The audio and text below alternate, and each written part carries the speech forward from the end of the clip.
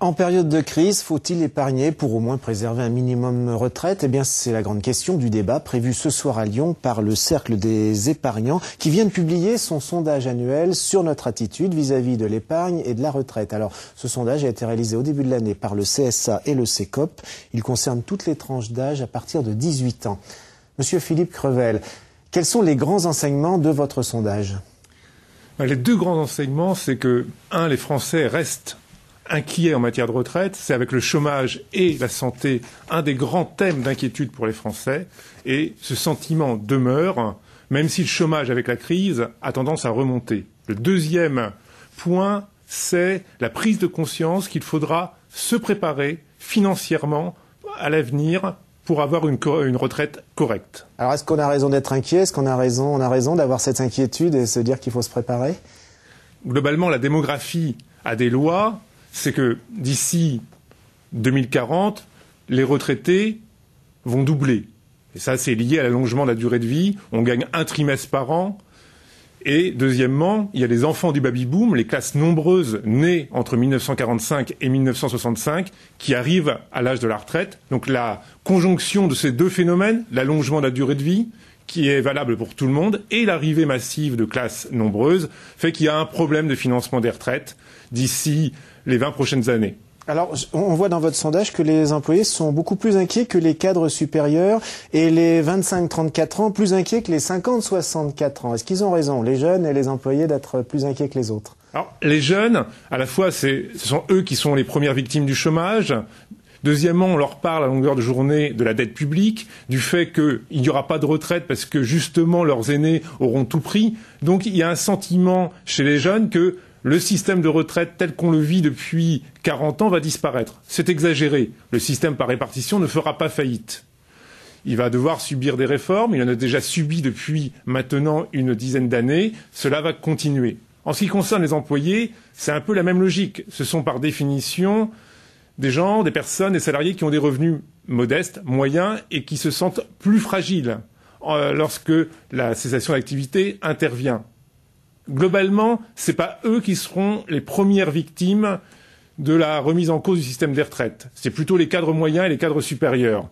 Les systèmes de cliquet qui existent en matière de retraite, on va dire, les protègent un peu mieux que les cadres qui vont subir une baisse de revenus au moment de leur retraite qui va être de 40%, 50%. Donc là, on voit qu'on n'a pas forcément des comportements rationnels. Alors continuons. À cause de la crise, 26% des Français vont plus épargner. Alors est-ce qu'épargner, c'est le bon choix?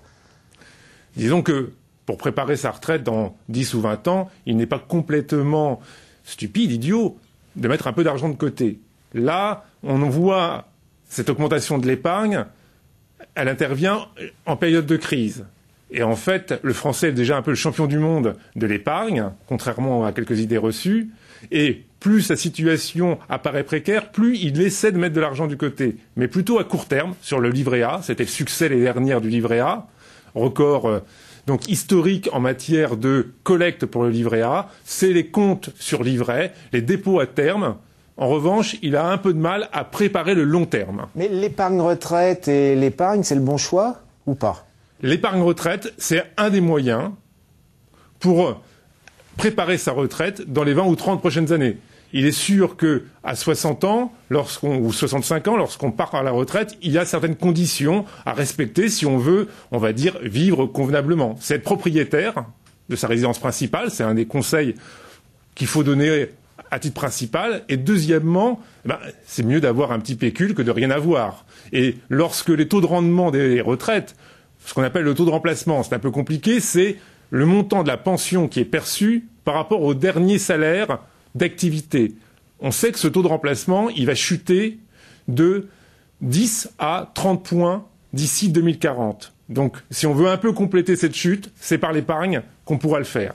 Alors, l'épargne, faut privilégier l'épargne collective et individuelle. Qu'est-ce qu'il faut faire? Les Français préféreraient que ce soit les entreprises, donc ça veut dire l'épargne retraite collective, qui donc se développe. C'est évidemment plus agréable lorsque son employeur met en place un dispositif, que ce soit un PERCO, plan d'épargne retraite collective ou un dispositif de retraite supplémentaire que de le faire par soi-même. Les grandes entreprises... C'est envisageable? C'est possible? Les grandes entreprises le font. Les grandes entreprises du CAC 40. En revanche, le problème majeur, ce sont les PME. Or, les PME emploient plus de la moitié des Français. Et c'est là où il y a un vrai problème, c'est que les PME n'ont pas les moyens aujourd'hui de mettre en place des systèmes de retraite collectifs pour leurs salariés. Peut-être que là, il faudrait un geste supplémentaire des pouvoirs publics pour favoriser le développement d'un étage supplémentaire de retraite au sein des entreprises. Alors on s'aperçoit que les jeunes plus que les vieux, si on n'a pas assez de retraite, les jeunes plus que les vieux sont favorables au cumul emploi-retraite. Qu'est-ce que ça veut dire? C'est la fin de la société des loisirs dans l'esprit des jeunes?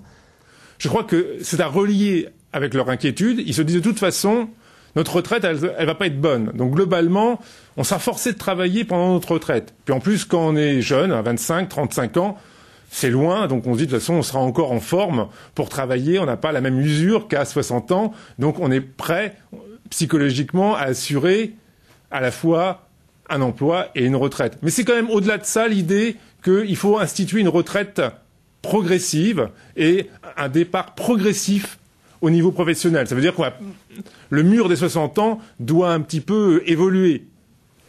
D'ailleurs, c'est paradoxal, donc on est d'accord pour pousser l'âge de la retraite jusqu'à 62 ans, mais les plus âgés souhaitent s'arrêter à 60. Il y a une erreur quelque part, là. Il y a une erreur, c'est que globalement, le souhait, c'est de partir à 59 ans et demi, et on sait très bien qu'il faudra travailler au-delà de 60 ans. Donc là, il y a une contradiction française, c'est que le mythe des 60 ans signifie encore quelque chose pour les Français.